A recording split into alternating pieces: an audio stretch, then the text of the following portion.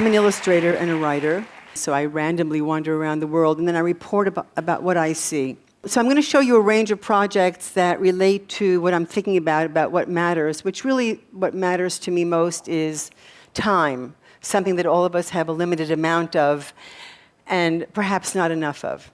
So I'll start with an image of my mother, who was an incredible influence on me. She was a beautiful, beautiful woman who had a very irreverent sense of humor and had a really different outlook on things. So when I was working on a project for the New York Times, when I was doing a piece on American democracy, I asked people to do from memory a quick drawing of the map of the United States. This is the map that she made. She sat down quickly and did it, and as you can see, it's an egg shape. And if you can really look at it, you can see that it's completely crazy. Texas and California are underneath Canada. Hawaii is where New York should be. Alaska is where California should be. She has Lenin, which is the village from Russia that she came from, Tel Aviv, Jerusalem. And the North states are underneath the South. South Daco is on top of North Daco. South Carolina is on top of North Carolina. And through the center, she said, "Sorry, the rest unknown, thank you," which basically meant, "Sorry, the rest unknown, you could go to hell, I don't care at all." And that very, very specific and real and honest attitude towards life was about, you don't really have to have knowledge. What you have to have is curiosity. So she was a woman who loved to read and who took me to the library when we came to the United States, to the opera, to concerts, to museums all the time. But there was never a test. There was never having to prove yourself. And that kind of freedom, allowing you to absorb all that there is around you without ever having to perform, is an extraordinary level of confidence in somebody and self-confidence building. And it's a very hard thing to do, to sort of step back and let your child just experience what they experience with all the mistakes that they make. When she passed away, I was really bereft, and I was doing a series of paintings, and I decided that I needed to do something that would even slow down time more, so I decided to start embroideries, free drawing really on fabric. And I thought that this quote from Goethe, which I embroidered, really expressed how I felt, which is, "I feel a sense of dread. Tear after tear is falling. My rigid heart is tenderly unmanned. What I possess seems something far away, and what had disappeared proves real." So, you're constantly battling with the idea of loss and grief in this lifetime, and then continuing with optimism and courage to continue your work. I have tremendous assignments. I was sent by the New York Times to cover the couture shows in Paris, which is a really difficult assignment to do and very depressing. And in the meantime, I'm able to show you what else I see. So if I come across a Cartier-Bresson photo of people in a park in Paris, I'm able to do a painting of that and weave that into the story. So for me, the digressions are really much more important than the topic. I'm kind of bored with the actual assignment, but I'm not bored with the surprises that happened to me along the way. And as I said, I did a year-long piece for the New York Times about American democracy, starting with Obama's inauguration. And I fell madly in love with Abraham Lincoln. I mean, who wouldn't, of course? And now I'm doing an installation for the Cooper Hewitt where Lincoln's timepiece is going to be taken from the Smithsonian to the Cooper Hewitt. We're going to tape the ticking, and we're going to compose and have a composer, Nico Muhly, will compose an orchestral piece for Lincoln's ticking watch, which has never ticked before in our lifetime, and music. So the opportunity to go off point, to be curating a show for the Cooper Hewitt from their archives, but then to create a musical piece for people to sit in a room and just dream, just to sit on benches and dream and listen to music. Maybe somebody will walk in and sing a song about a spoon. I think that's a pretty good show. And speaking of spoons, in my travels, some of you may recognize these as Gandhi's spoon and fork. And I painted these, again, because traveling around the world and seeing museums and looking at objects that I fall in love with. And basically the idea is that you really have to stop and look at everything that arrests you, everything that delights you has to be noted.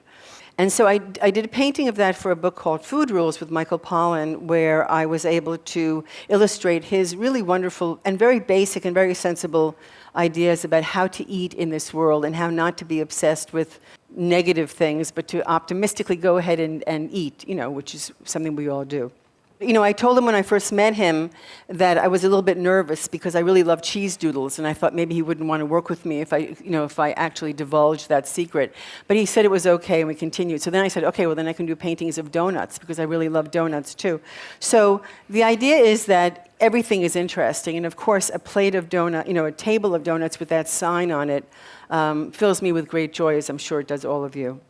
And in the course of traveling, I wanted to include a little bit about I've been to India three other times, and the imagery, of course, that I see is really extraordinarily arresting. So this was the control tower in the airport in Delhi, or the first thing that I saw when I got off the plane. And I'm not sure it's there anymore. They've renovated, which is a little bit of a sad situation, but I can, we have to progress, don't we?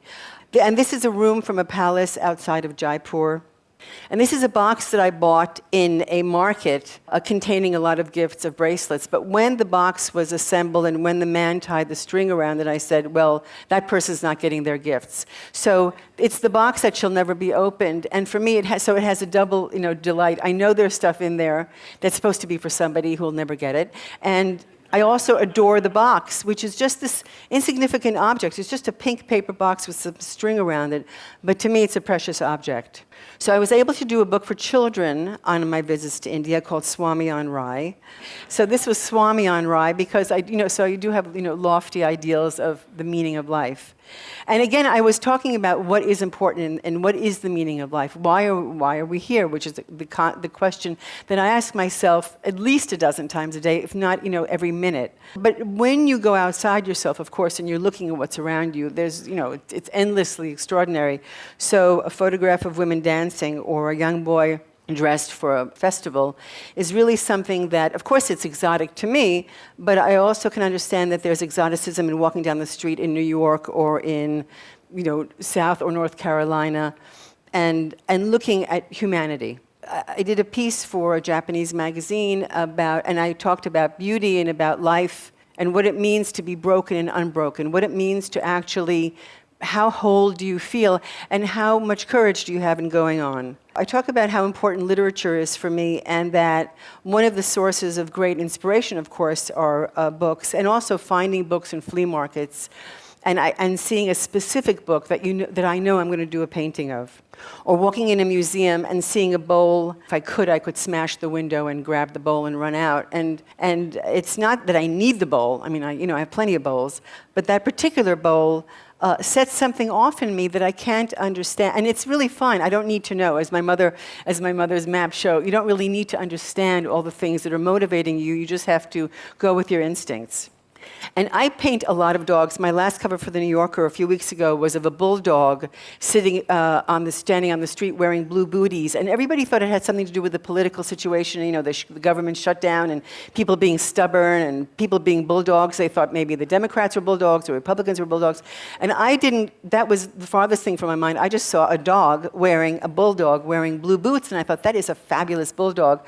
So the nice thing is that sense of humor, that lightness, that irresponsibility about not knowing what's going to happen and kind of not caring is necessary. I walk around a lot and I document what I see, and the design and the nature of festivities and celebrations and how people present celebration. So this painting of a store in Rome is a place I used to walk by often. I mean, they knew me already. They knew that I was going to come in and buy some kind of candy.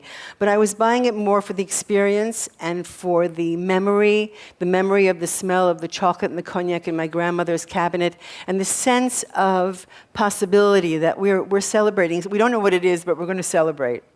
And I collect broken chairs. Actually, I literally bring them home. And I also collect sofas, but I don't bring them home. I just paint them. They're on the street.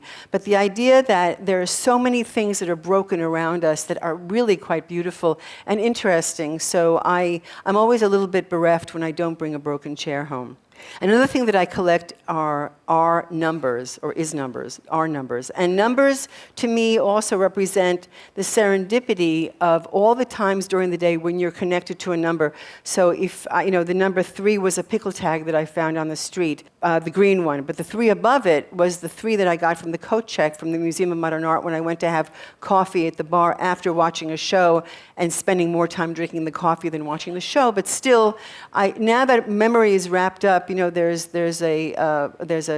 an image of art and indulgence and pondering and wondering what's good art and what's bad art and what's good coffee. And they have good coffee there.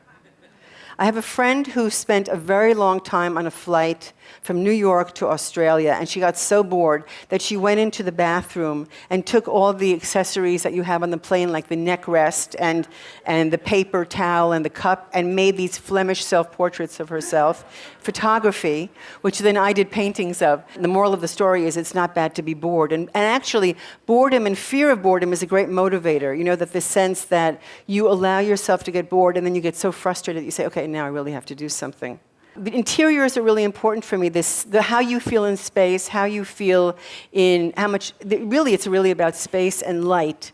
And when you're in an interior where you're actually liberated to feel and to think, you can feel it. You know that you're in a good interior as opposed to a bad interior.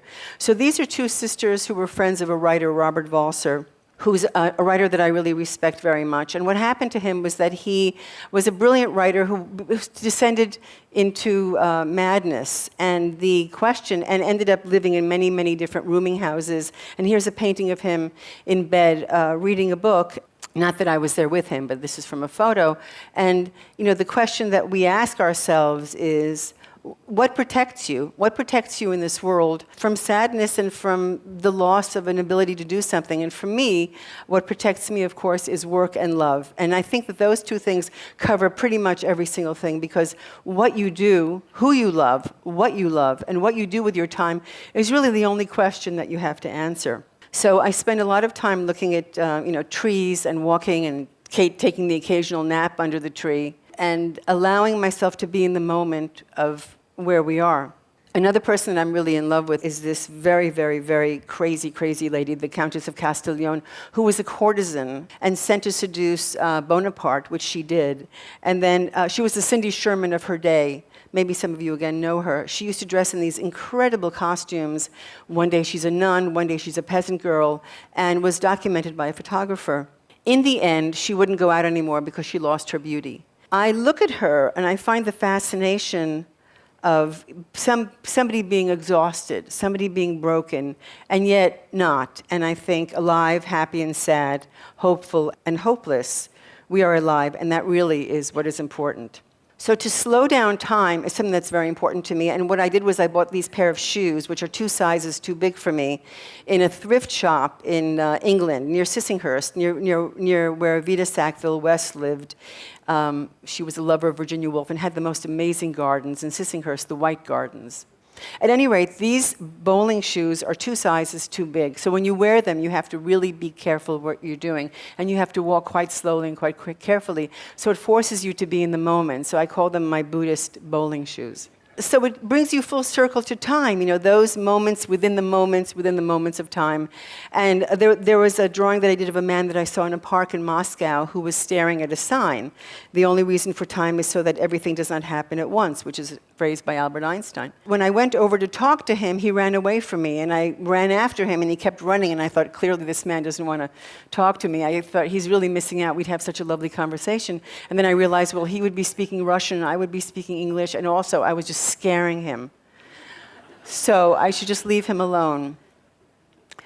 But that's exactly what my day is like, which is an extraordinary way to live and a very good use of time. Thank you very much.